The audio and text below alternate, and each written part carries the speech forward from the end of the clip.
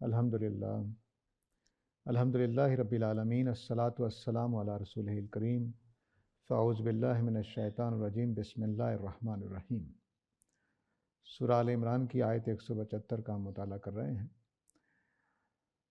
آپ لوگوں کو یاد ہوگا کہ جنگ احد کے حوالے سے کچھ باتیں چل رہی تھیں، اللہ تعالیٰ نے کچھ تجزیہ کیا صورتحال کا، لوگوں کے نصیحتیں کی، منافقین کی غلطی کو آگاہ کیا، صحابہ کے بارے میں جو باتیں فرمانی تھی وہ فرمائیں، نبی کریم صلی اللہ علیہ وسلم کی سچائی کے بارے میں جو باتیں کہنی تھی وہ کہیں۔ اب آگے فرمایا کہ انما ذالکم الشیطان یخوف اولیاءہ فلا تخافوہم وخافونی ان کنتم مؤمنین۔ شیطان تو بس اپنے دوستوں کو ڈراتا ہے اور تم لوگوں سے نہ ڈرا کرو، مجھے سے ڈرا کرو اگر مومن ہو۔ تو یہ جو پہلا حصہ ہے اس کا، انما ذالکم الشیطان یخوف اولیاءہ، اس کے دو ترجمے کیے گئے ہیں۔ ایک یہ کہ شیطان اپنے دوستوں سے ڈراتا ہے، اور ایک ترجمہ یہ کیا گیا ہے کہ جو میں نے کیا ہے وہ یہ ہے کہ شیطان اپنے دوستوں ہی کو ڈراتا ہے۔ دونوں میں بات بدل جائے گی۔ جو عام طور سے ترجمہ کیا گیا ہے، سارے اردو مترجمین مفسرین نے غالباً یہی کیا ہے کہ شیطان اپنے دوستوں سے ڈراتا ہے، یعنی اس وقت خالد بن ولید جو ابھی ایمان نہیں لائے تھے، ان کی ساری قریش کی ساری فوج، ابو سفیان کی ساری فوج، اس سارے کو اولیاء کہا گیا ہے کہ شیطان اپنے دوستوں سے ڈراتا ہے کہ وہ ابو سفیان کے لشکر سے ڈراتا ہے۔ ترجمہ تو ہو سکتا ہے یہ، میں اس کا انکار نہیں کرتا، لیکن پیچھے جو لوگ بھاگے تھے، جو ڈرے تھے، جو اب جانے کو تیار نہیں ہوئے، نبی کریم صلی اللہ علیہ وسلم کی دوبارہ جو آواز لگائی کہ آؤ خالد بن ولید ابو سفیان کا پیچھا کرتے ہیں وہاں جہاں وہ تیاری کر رہے ہیں جمع ہونے کی، تو اس میں جن لوگوں نے نبی کریم صلی اللہ علیہ وسلم کی آواز پر لبیک نہیں کہا، ان کو اللہ تعالیٰ کہہ رہے ہیں کہ یہ شیطان کے دوست ہیں، تو شیطان نے انہی کے دلوں میں خوف پیدا کیا۔ جو پکے ایمان والے تھے انہوں نے لبیک کہا تھا نبی صلی اللہ علیہ وسلم کی آواز پر، جو پچھلی آپ کو بات یاد ہوگی، الذین استجابوا للہ والرسول من بعد ما اصابہم، کہ وہ لوگ بھی ہیں ان کے اندر کہ جنہوں نے چوٹ لگنے کے بعد بھی اللہ کے رسول کی آواز پر لبیک کہا تھا۔ تو اب ڈرنے والے کون ہوئے؟ صحابہ تو نہیں ڈرے، وہ تو چلے گئے۔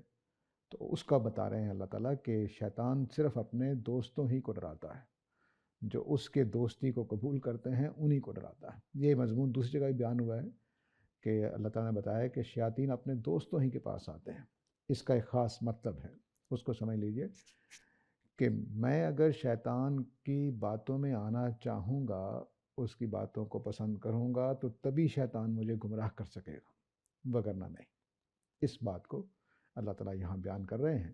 یہ نہیں کہ وہ شیطان کے دوست ہیں اس معنی میں کہ جیسے میری اور آپ کی دوستی ہے، اس معنی میں نہیں اللہ تعالیٰ کہہ رہے ہیں، بلکہ جنہوں نے اس کو اپنا دوست بنا لیا اس کیس کے اندر، اس کی باتوں میں آ گئے، اس کے وسوسوں میں آ گئے، تو وہ گمراہ، وہی ڈرے اور کوئی نہیں ڈرا۔ تب اللہ تعالیٰ فرما رہے ہیں کہ اس کے دوست ہی اس سے ڈرتے ہیں، انہی کو وہ ڈرا پاتا ہے، مومنین کو وہ ڈرا نہیں پاتا۔ اس لیے تم لوگوں سے نہ ڈرا کرو، مجھے سے ڈرا کرو اگر تم مومن ہو۔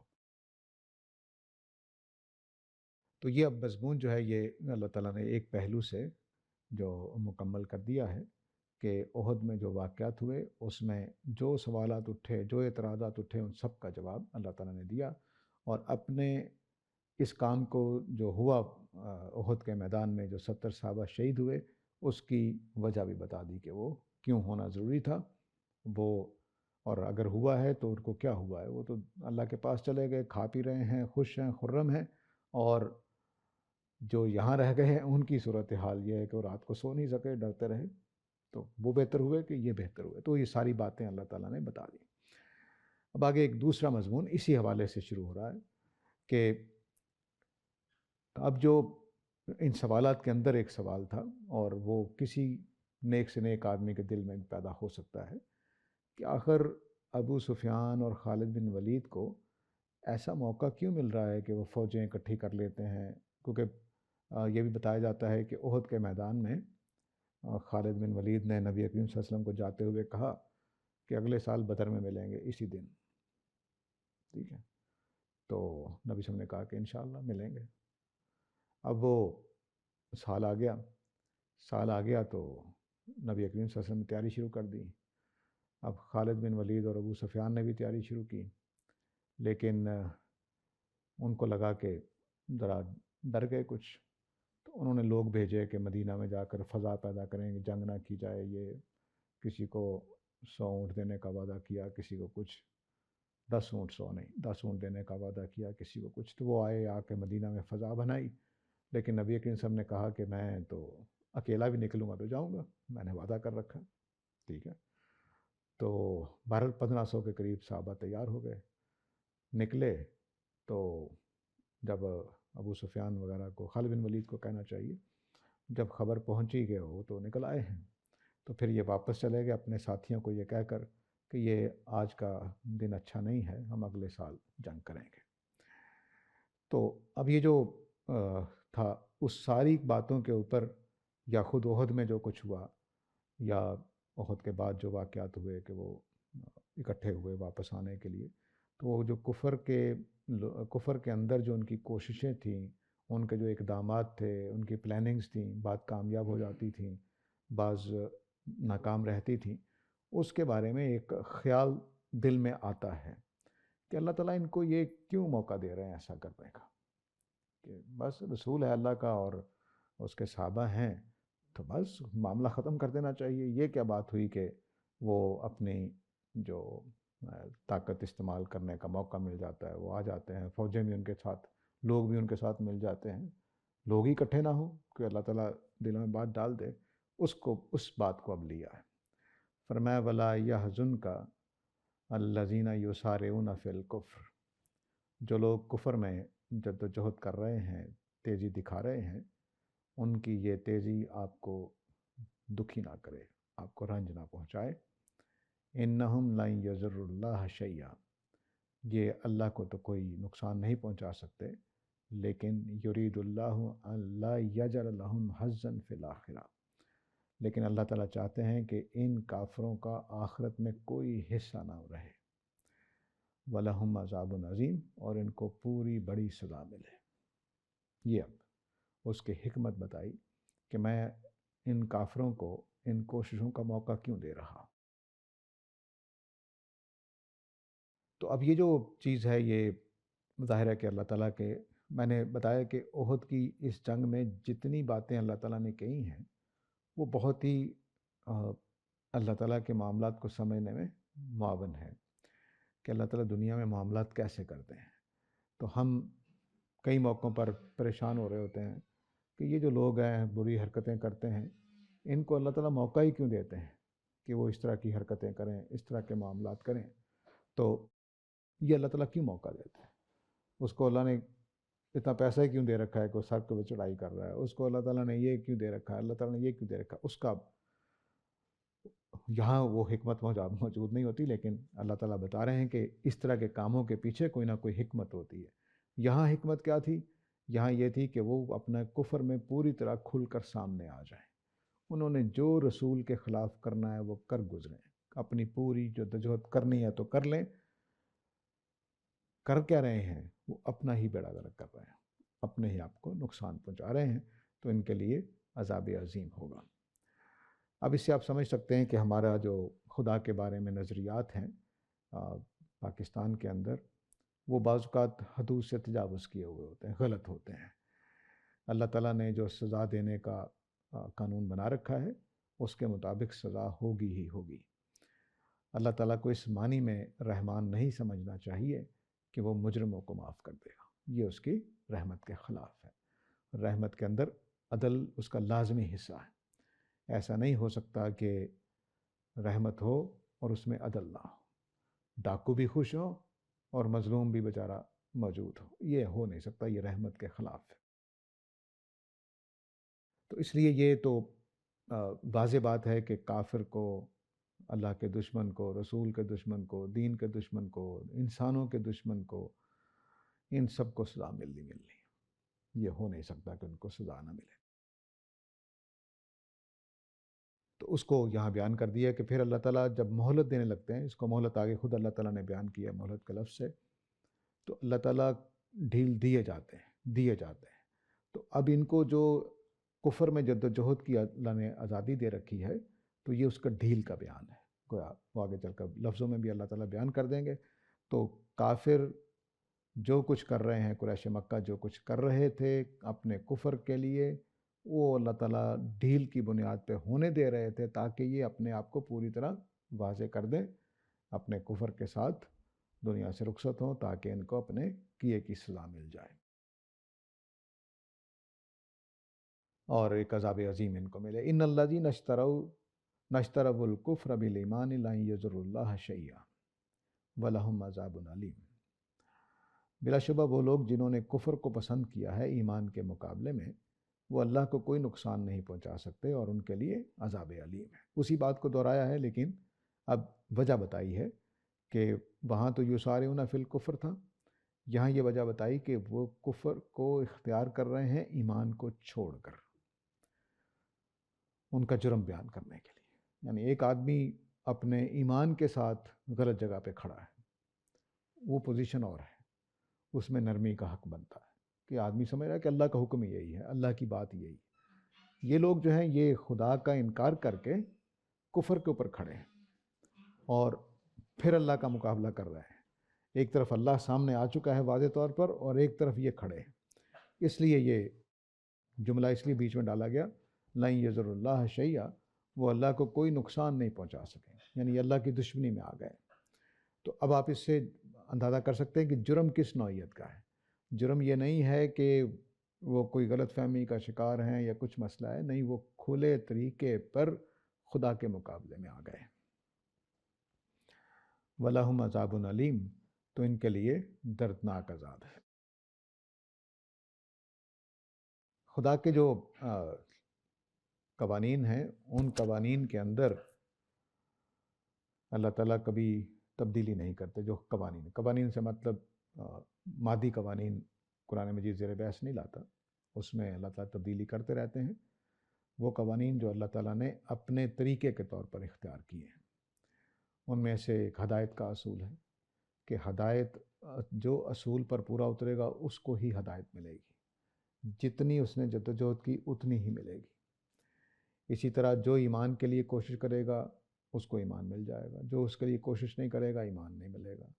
اسی طرح کائنات، دنیا انسانوں کے لیے آزمائش گاہ بنائی گئی۔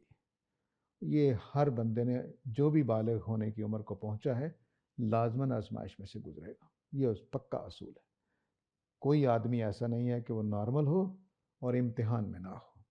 انبیاء، اولیاء سمیت سب کی بات کر رہا ہوں، امیر، غریب، جاہل، پڑھا لکھا، ان پڑھ، سب اس آزمائش میں سے لازماً گزریں گے، اس میں کوئی تبدیلی نہیں ہے۔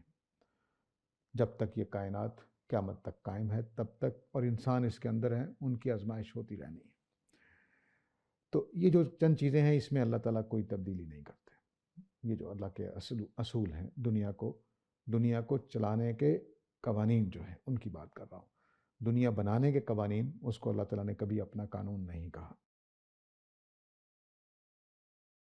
میں اس لیے جو جملہ بول رہا ہوں کہ ہمارے ہاں سر سید احمد خان صاحب نے، اللہ تعالیٰ ان کی حسنات کو قبول کرے، انہوں نے یہ رائے دی کہ لن تجد لسنت اللہ تبدیلا، تم اللہ کی سنت میں کوئی تبدیلی نہیں پاؤ گے۔ اس کو انہوں نے مادی قوانین کے معنی میں لیا اور یہ کہا کہ حضرت عیسیٰ مثلاً وہ بن باپ کے پیدا نہیں ہوئے تھے، کیونکہ یہ اللہ کی سنت کے خلاف ہے کہ وہ اپنا قانون توڑے۔ تو اللہ کی سنت تو یہی ہے کہ میاں بیوی کے ملاقات سے اولاد پیدا ہوتی ہے۔ تو اس لیے انہوں نے پھر پوری قرآن کے ان آیتوں کی نئی توجیہ کی، جو مگیتر تھے حضرت مریم کے ان کو شوہر قرار دیا، اور اس طرح سے پوری ایک نئی انہوں نے۔ تو لن تجد لسنت اللہ تبدیلا، یہ اللہ تعالیٰ کی ان سنتوں کے لیے ہے جو رسولوں کے باب میں آئی ہے کہ اللہ کے رسولوں کو جو انکار کرے گا ان کو لازماً سزا ملے گی، اس میں نرمی نہیں کی جائے گی۔ تو اس لیے مادی قوانین اللہ تعالیٰ نے کئی دفعہ توڑے ہیں، حضرت عیسیٰ کے ذریعے سے توڑے ہیں، حضرت نوح کے ذریعے سے توڑے ہیں، حضرت موسیٰ کے ذریعے سے توڑے ہیں۔ وہ عصا مارتے ہیں دریا پھٹ جاتا ہے۔ وہ کون سا مادی قانون ہے جو عصا کی ضرب لگنے کے بعد دریا کو پھاڑ دے، اور اتنی دیر پھاڑے رکھے کہ پوری ہزاروں کی تعداد میں لوگ اس میں سے گزر جائیں، پھر فرعون بھی آئے اور آدھا سفر طے کر لے اور پھر پانی چھوڑ دیا جائے۔ یہ اللہ تعالیٰ اپنے قوانین کو توڑتے ہیں۔ تو وہ قوانین مادی قوانین وہ اللہ کے قوانین کے طور پر نہیں ہے، وہ اللہ کا مادی طریقہ ہے کام کرنے کا، لیکن جو اللہ کے اپنے اصول ہیں کہ اس نے رحمت کرنی ہی کرنی ہے، کتب علی نفس الرحمہ، اس کو کبھی نہیں توڑیں گے۔ جتنا جس کا حق ہوگا اتنی رحمت کی جائے گی۔ اسی رحمت کو اللہ نے اس طرح سے بیان کیا ہے کہ ہر جرم کی پوری پوری سزا ملے گی، ذرہ برابر بھی زیادہ نہیں ہوگی، پوری سزا بس۔ یعنی غصہ اللہ تعالیٰ کو فرعون پہ بہت ہے، لیکن سزا اس کو جرم کے مطابق ملے گی۔ یہ ہماری طرح نہیں کہ ہم اپنی کسی عورت کو دیکھتے ہیں کہ وہ کوئی ایسی حرکت کر رہی ہے تو قتل ہی کر دیا، حالانکہ اس پر 2 4 لگنی چاہیے، بس ہم اس کو قتل کر دیتے ہیں۔ نہیں، اللہ تعالیٰ اگر 2 لگنی ہے تو 2 ہی لگائیں گے، 10 لگنی ہے تو 10 لگائیں گے، اگر 2 زخم پھینکنا ہے تو 2 زخم پھینکیں گے، اتنی ہی سزا دیں گے جتنا جرم ہے۔ یہ اس کی رحمت ہے۔ تو اس طرح کی چیزوں میں ابھی اللہ تعالیٰ کبھی بھی خرابی نہیں کریں گے، اپنے وعدے بھی ہمیشہ پورے کریں گے۔ یہ وہ جو بات کہہ دیتے ہیں وہ سچی ہوتی ہے، اور اللہ سے بڑھ کر سچا کوئی نہیں ہے۔ تو یہاں یہ بات بتائی کہ جو ایمان کے مقابلے میں کفر کو ترجیح دیں گے لازماً سزا پائیں گے۔ تو یہاں جرم بیان ہو رہا ہے کہ جانتے بوجھتے حق بات واضح ہونے کے بعد، سچائیاں کھل جانے کے بعد، رسول کی سچائی سامنے آ جانے کے بعد یہ انکار کر رہے ہیں، تو اب یہ اللہ کے دشمن کے طور پر خدا کے سامنے کھڑے ہیں، تو اس لیے ان کو لازماً سزا ملے گی، یہ معاف نہیں کیے جائیں گے سوائے اس کے کہ دنیا میں توبہ کر لیں۔ یہ اللہ تعالیٰ کا قانون ہے۔ سورہ مائدہ میں جب پہنچیں گے تو جو خدا کے مقابلے میں سرکشی کرے، پکڑے جانے سے پہلے پہلے توبہ کر لے تو اللہ تعالیٰ قبول کر لیتے ہیں۔ تو پکڑے جانے کا مطلب ہے موت کا ٹائم۔ ایک ہے مجرموں کو پکڑنے کا ٹائم، وہ بھی ٹھیک ہے کہ جب ڈاکو قبضے میں آ گیا اب اس کی معافی نہیں مانگی جائے گی۔ اگر وہ پولیس کے اقدام سے پہلے اپنے آپ کو پولیس کے حوالے کر دیتا ہے کہ بھئی میں غلطی کا شکار تھا، میں واپس آنا چاہتا ہوں، توبہ کرنا چاہتا ہوں، جو آپ لوگ معاملہ کرنا چاہتے ہیں کر لیں، تو معاف کیا جا سکتا ہے، لیکن قبضے میں آ جائے پھر نہیں۔ تو ایسا ہی اللہ تعالیٰ نے بھی قانون رکھا ہے کہ جب تک میری آپ کی سانس چل رہی ہے، جب تک میری آپ کی سانس چل رہی ہے، توبہ کا دروازہ کھلا ہے۔ جس دن فرشتے آ گئے میری آپ کی جان لینے کے لیے، توبہ کا دروازہ بند ہو جائے گا۔ تو اس کو اللہ تعالیٰ موقع رکھتے ہیں، ہر آدمی رکھتا ہے۔ ابو جہل بھی رکھتا تھا، ابو لہب بھی رکھتا تھا، ابو سفیان اور خالد بن ولید نے استعمال کر لیا، لیکن ابو جہل استعمال نہیں کر سکا۔ ان دونوں بزرگوں کو 23 سال لگے ہیں ایمان کو قبول کرنے میں، لیکن کر لیا۔ اب خالد بن ولید کے جرائم کم نہیں ہیں، احد میں جو کچھ کر گئے ہیں، اس کے باوجود اللہ تعالیٰ نے ان کا ایمان قبول کیا ہے۔ اللہ کے رسول نے ان کو اپنی تلوار کا لقب دیا ہے، تو لگتا یہی ہے کہ معافی ہو گئی۔ ایسے ہی ابو سفیان رضی اللہ عنہما دونوں کے ساتھ ہوا کہ انہوں نے کفر کو چھوڑ کر ایمان کو اختیار کر لیا، تو نجات پا گئے۔ وَلَا يَحْسَبَنَّ الَّذِينَ كَفَرُوا أَنَّمَا نُمْلِي لَهُمْ خَيْرٌ لِأَنفُسِهِمْ۔ اب وہ مہلت جو میں بتا رہا تھا وہ بیان کر دی اللہ تعالیٰ نے۔ وہ لوگ جنہوں نے کفر کیا ہے، ہم جو ان کو مہلت دے رہے ہیں وہ اس کو اپنے لیے اچھا نہ سمجھیں۔ انما نملی لہم لیزدادوا اثما، ہم ان کو مہلت دے رہے ہیں کہ اور اپنے گناہوں میں اضافہ کر لیں۔ اب دیکھیے کتنا سخت بات ہے کہ اللہ تعالیٰ خدائے رحمان و رحیم کہہ رہے ہیں میں مہلت اس لیے دے رہا ہوں کہ وہ اور جرائم کر لیں، اور جرائم کر لیں۔ تو اب 2 راستے ہوتے ہیں آدمی کے پاس۔ اگر وہ نیکی اختیار کرے تو اللہ تعالیٰ توفیق دیتے ہیں کہ اور نیکی کر لو، اور نیکی کر لو، اور نیکی کر لو۔ اور اگر آدمی کفر کے راستے پر، بدعنوانی کے راستے پہ چل پڑے تو ڈھیل دیتے چلے جاتے ہیں، لیکن ڈھیل شروع میں نہیں دیتے، شروع میں پکڑتے ہیں، شروع میں ڈراتے ہیں، دھمکاتے ہیں، نقصان کرتے ہیں، کبھی باپ نے دیکھ لیا، کبھی ماں نے دیکھ لیا، کبھی ہمسایوں نے دیکھ لیا، کبھی پولیس نے دیکھ لیا، کبھی کوئی جیل میں بھی ڈال دیا، لیکن جب آدمی باز نہیں آتا تو پھر ایک ٹائم آتا ہے کہ مہلت دے دیتے ہیں۔ یہ ختم قلوب کا ٹائم ہوتا ہے اصل میں۔ ختم قلوب میں اللہ تعالیٰ ٹائم لیتے ہیں۔ مثلا آپ خالد بن ولید کو دیکھیے، ابو سفیان کو دیکھیے، 23 سال تک ختم قلوب نہیں ہوئی، حالانکہ ایمان نہیں لا رہے ہیں، لیکن لگتا ہے کہ اندر ہی اندر کوئی کشمکش جاری تھی جس کو وہ اہمیت دے رہے تھے، بظاہر کفر پہ کھڑے تھے لیکن اندر کچھ توڑ پھوڑ ہو رہی تھی۔ اللہ تعالیٰ اس کا لحاظ کرتے ہیں۔ تو 23 سال تک خالد بن ولید اور ابو سفیان کو ختم قلوب کی سزا نہیں دی، ابو جہل کو 13 سال میں دے دی، ٹھیک 13 سال۔ وہ بدر میں کفر کی حالت میں فوت ہو گیا۔ تو وجہ کیا ہے کہ ابو جہل نے ایک لمحے بھی نہیں سوچا کہ اللہ کی بات ہے، اللہ کے رسول کی بات ہے، میں توجہ ہی دے لوں، لیکن ابو سفیان اور خالد بن ولید یقیناً، کیونکہ فتح مکہ کے موقع پر اللہ تعالیٰ نے، صلح حدیبیہ کے موقع پہ اللہ تعالیٰ نے فرمایا ہے کہ اگر میں جنگ کرنے دیتا تو کتنے ہی مسلمان مارے جاتے جو دل میں ایمان لا چکے تھے۔ تو اللہ تعالیٰ چونکہ دل کے بھی حالات جانتے ہیں تو ختم قلوب فوراً نہیں کرتے۔ کسی کے ہاں کشمکش چل رہی ہے، ہم سورہ البقرہ پڑھ چکے ہیں، سورہ البقرہ میں اللہ تعالیٰ نے یہود کے ان دانشوروں کو بھی موقع دیا جو کہہ رہے تھے جی ہمارا بھی ایمان قبول کر لیں، ہم بھی تو آخر ایمان والے ہیں، ہم نے بھی انبیاء کو مان رکھا ہے، ہم بھی اللہ کو مانتے ہیں، تو مان لیں اتنا ہمارا ایمان، ہم آپ کا ایمان مان لیتے ہیں، لیکن یہ آپ مجبور نہ کریں کہ نبی کریم صلی اللہ علیہ وسلم پر ایمان لائیں۔ یہ ہم پڑھ چکے ہیں۔ اللہ نے اتنی اہمیت دی اس مسئلے کو بھی کہ پوری سورہ ان کے لیے اتاری ہے، سورہ البقرہ، ان کے ساتھ گفتگو کی ہے، ان کے سوالوں کے جواب دیے، ان کے اوپر اعتراضات ان کو بتائے ہیں، کیا تمہارا رد عمل رویہ کیا ہے۔ تو اللہ تعالیٰ اتنی قدر کرتے ہیں کہ اگر تھوڑا سا بھی امکان ہے تو وہ موقع دیتے ہیں، تھوڑا سا بھی امکان ہے، لیکن اگر آدمی سارے دروازے بند کر لے تو پھر اللہ تعالیٰ یہ والی ڈھیل دیتے ہیں۔ تو یہ ان کافروں کے لیے بات ہو رہی ہے جو اس جگہ پر پہنچ چکے ہیں کہ اب ان کے اوپر ختم قلوب ہو جائے، ٹھیک ہے۔ تو وہ لوگ جو جن کو ہم مہلت دے رہے ہیں وہ یہ نہ سمجھیں کہ یہ مہلت ان کے فائدے کی چیز ہے۔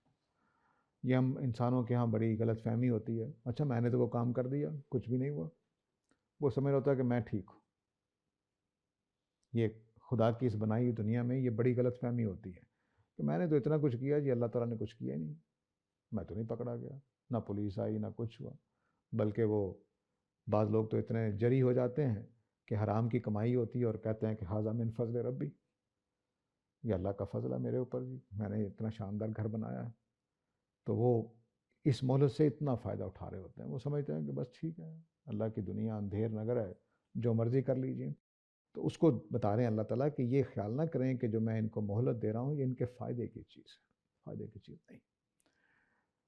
اس مہلت کی وجہ سمجھ لیجئے، کئی وجہ ہیں، لیکن اصل میں ہر آدمی، خواہ وہ فرعون ہو، ابو جہل ہو، وہ نیکیاں کر رہا ہوتا ہے، اللہ کے لیے نہیں کر رہا ہوتا، تقوی کی وجہ سے نہیں کر رہا ہوتا۔ مثلا ابو جہل نے اپنی ماں کو تو گھر سے نہیں نکالا، پتہ نہیں کتنی خدمت کی ہو، اس نے کئی غریبوں کو خیرات دی ہوگی، تو اس کی اس کو جزا ملنی چاہیے کہ نہیں ملنی چاہیے؟ وہ دنیا میں دینے کے لیے ان کو ختم نہیں کیا جاتا، وہ جرائم بھی کرتے رہتے ہیں، ان کو انعام بھی ملتا رہتا ہے، جتنی انہوں نے نیکیاں کی ہوتی ہیں ان کا انعام یہیں چکا دیا جاتا ہے، سوائے اس کے کہ اللہ تعالیٰ یہ فیصلہ کر لیں کوئی ایسا جرم ہو جائے کہ دنیا میں بھی ہفتے اعمال ہو جائے، پھر ایک الگ بات ہے۔ یعنی ہفتے اعمال کا مطلب ہے کہ نیکی کی لیکن اس کا اجر نہیں ملے گا۔ تو اللہ تعالیٰ دونوں طرح سے ہفتے اعمال کر دیتے ہیں، ایک یہ کہ آخرت میں کچھ نہیں ملنا، دنیا میں ملے گا، ایک ہفتے اعمال یہ ہے۔ دوسرا ہفتے اعمال یہ ہے کہ دنیا میں بھی کچھ نہیں ملنا، آخرت میں بھی کچھ نہیں ملنا، یہ دونوں ہو سکتے ہیں۔ کہ عین ممکن ہے کہ ابو جہل کو چونکہ بدر میں اللہ تعالیٰ نے اٹھا لیا تو اس کے لیے یہ فیصلہ ہو کہ اس کا ہفتے اعمال دنیا میں بھی ہونا ہے، آخرت میں بھی ہونا ہے، عین ممکن ہے۔ تو یہ بھی قاعدہ ہے، اس کو سامنے رکھنا چاہیے۔ تو جب ہفتے اعمال کا فیصلہ اللہ تعالیٰ کر لیتے ہیں تو دنیا میں آدمی پر آسانی آنے لگ جاتی ہے۔ مولانا اصلاحی کی زبان سے میں نے کئی دفعہ یہ سنا ہے کہ جب اللہ کی طرف سے مشکلیں آنی بند ہو جائیں تو فکر کرنی چاہیے کہیں اللہ نے بھلا تو نہیں دیا، مہلت کے اندر تو نہیں ڈال دی یہ والی مہلت۔ کہ لیزدادوا اسما، کہ اپنے گناہوں میں اضافہ کر لیں، کہ یہ تو نہیں ہو گیا. تو ان کو اب پوری بات دوبارہ دہرائیے، سمجھیے کہ ابو سفیان اور ابو جہل اور قریش پوری کوششیں کر رہے ہیں کفر میں، اپنے جتھے اکٹھے کرتے ہیں، فوجیں لے کے آ جاتے ہیں، مدینہ پہ چڑھائی کر دیتے ہیں، خوف پیدا کر دیتے ہیں. ایسا سب کچھ کرنے کی کیوں موقع دیا جا رہا ہے، اس کو یہاں بیان کیا جا رہا ہے. یہ بے فکر رہو، اللہ کو نقصان نہیں پہنچا سکتے. اللہ کا جو کام اللہ نے دنیا میں آپ کے ذریعے سے لینا ہے وہ نہیں رکے گا، اس کو کوئی نقصان نہیں ہوگا. البتہ ان کے اپنے لیے نقصان کا باعث ہوگا کہ اللہ تعالیٰ ان کو موقع دے رہے ہیں کہ یہ آخرت میں ان کا کوئی حصہ نہ رہے. جو پہلی آیت تھی، آیت 176، اس میں جو جملہ ہے یرید اللہ اللہ یجعل لہم حظا فی الآخرہ، کہ ان کا آخرت میں کوئی حصہ ہی نہ رہے. یہ ہفتے اعمال ہے، ٹھیک ہے. اور پھر بتایا کہ میں ان کو اب جو مہلت دے رہا ہوں تاکہ یہ اور گناہوں میں اضافہ کر لیں کہ بالکل ہی محروم ہو جائیں آخرت سے. تو اب یہ آگے جب ہم چلیں گے تو سورہ زخرف میں اور سورہ بنی اسرائیل میں اس کو اللہ تعالیٰ مزید واضح کریں گے کہ اللہ تعالیٰ نے یہ جملہ بولا ہے، ایک بڑا ہی خطرناک جملہ ہے، کہ اگر ایسا نہ ہوتا کہ سارے کے سارے انسان اس راستے پر چل پڑتے تو میں کافروں کو اتنا دیتا کہ ان کی سیڑھیاں اور چھتیں سونے کی ہو جاتی، چاندی کی ہو جاتی. اتنی ڈھیل دے دیتے ہیں اللہ تعالیٰ. تو اپنے ارد گرد جو اس طرح کے لوگ ہو سکتے ہیں کہ بہرحال ہمیں فیصلہ نہیں کرنا، لیکن اس میں سوچنا یہ چاہیے، غم نہیں کرنا چاہیے. یہ مطلب ہے، کیونکہ یہاں سے ہوا ہے ولا یحزنک، تمہیں ان لوگوں کی کامیابیاں حزن میں مبتلا نہ کریں، دکھی نہ کریں، کیونکہ ان کو اللہ تعالیٰ نے ایک دوسرے قاعدے کے تحت دینا شروع کر دیا ہے. تو جب آپ کے پاس تنگی ہے، آپ کو مشکلیں آ رہی ہیں، تو سمجھیے کہ خدا مجھے جھنجھوڑ رہا ہے، بیدار کر رہا ہے. وہ اپنی انگلی مجھے پکڑا کے چل رہا ہے کہ بچو، ہوشیار ہو جاؤ، بیدار ہو جاؤ. اور اگر یہ کام نہیں ہو رہا، آپ کے نقصانات ہونے بند ہو جائیں، اگر ہو بھی تو وہ بےمانی سا ہو، تو سمجھ لیجئے کہ کام گڑبڑ کی طرف جا رہا ہے. لازم نہیں ہے کہ ہر آدمی جس کو مشکلیں نہیں آ رہی ہو، لیکن بہرحال کان ضرور کھڑے ہو جانے چاہیے. اپنے بارے میں فیصلہ کرنا ہے، دوسروں کے بارے میں نہیں. یہ نہیں کہ آپ اپنے ہمسائے کو جا کر کہنا شروع کر دیں کہ تمہارے اوپر مصیبتیں نہیں آ رہی، تم ذرا غور کرو اپنے اوپر. ہاں قریبی ہے تو ضرور عرض کر دیں، لیکن اپنے بارے میں یہ بات سمجھنی چاہیے. تو یہ بہت سخت مقام ہے، یعنی کافروں کے لیے یہ آیتیں، میرا خیال ہے کہ ابو جہل بھی سنتا تو شاید ٹھیک ہو جاتا. اتنی سخت ہے، بہت سخت. لیکن جب ختم قلوب ہوتا ہے تو سخت سے سخت بات بھی مذاق لگ رہی ہوتی ہے، بالکل مذاق لگ رہی ہوتی ہے. کوئی بات نہیں، دیکھ لیں گے. یعنی یہ جملے بولے گئے قریش مکہ کی طرف سے کہ اچھا دوزخ پہ 19 فرشتے ہیں، تو کوئی نہیں، 2-4 کو میں سنبھال لوں گا، باقیوں کو تم دیکھ لینا.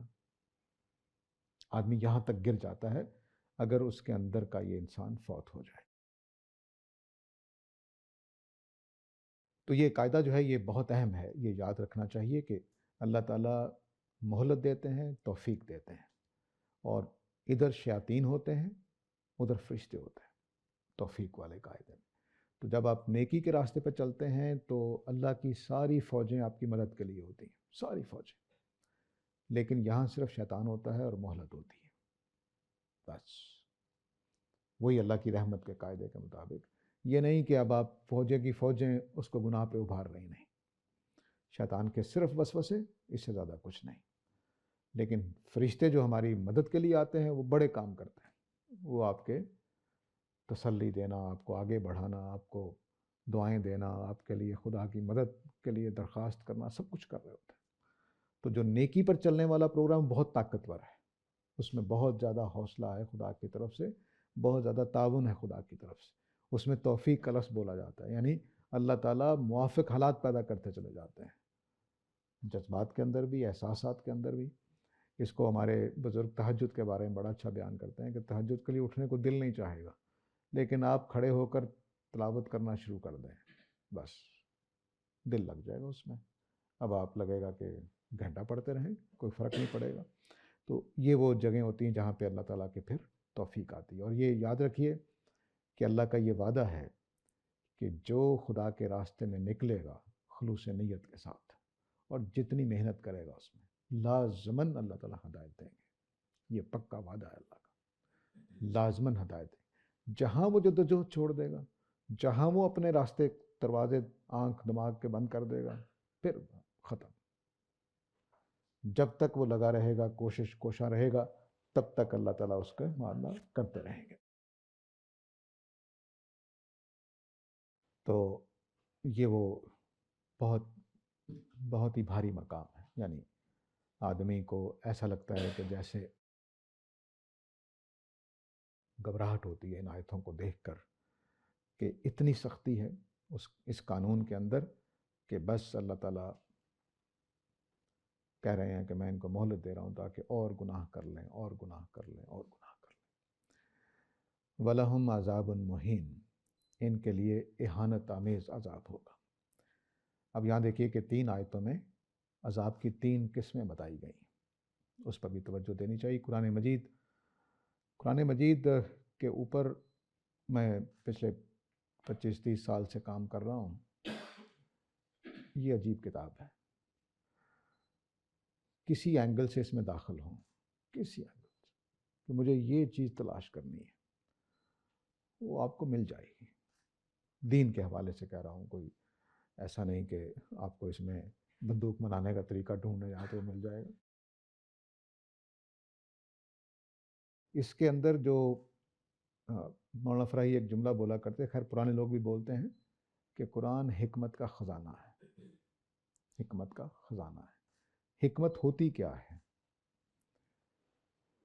سائنس میں حکمت کیا ہوگی کہ آپ کو پتہ چل جائے کہ میٹر کا کون سا پارٹیکل کیا کام کرتا ہے، کون سا ایلیمنٹ کیا کام کرتا ہے، ہم فلاں چیز ملا کر کیا چیز بنا سکتے ہیں. یہ اس کی حکمت ہوگی. میڈیسن کی حکمت کیا ہوگی کہ بیماری کیا ہوتی ہے اس کی تشخیص کر سکیں، اس کا علاج کر سکیں. اصل حکمت کیا ہے کہ یہ دنیا کیسے چل رہی ہے، اس کو چلانے والے نے کن اصولوں پر اس کو چلایا ہے. میں کیا کام کروں گا تو کامیاب ہو جاؤں گا، کیا کام کروں گا تو ناکام ہو جاؤں گا. اصل حکمت یہی ہوگی. تو یہ اس حکمت سے بھری ہوئی کتاب ہے. اس حکمت سے بھری ہوئی کتاب ہے کہ اس دنیا میں کیسے رہنا ہے اور کیا کام کروں گا تو کامیاب ہوں گا، کیا کام کروں گا تو ناکام ہوں گا. یہ اس کتاب کا لازمی جو کہہ لیجئے کہ علم ہے وہ اس کے اندر دیا گیا ہے.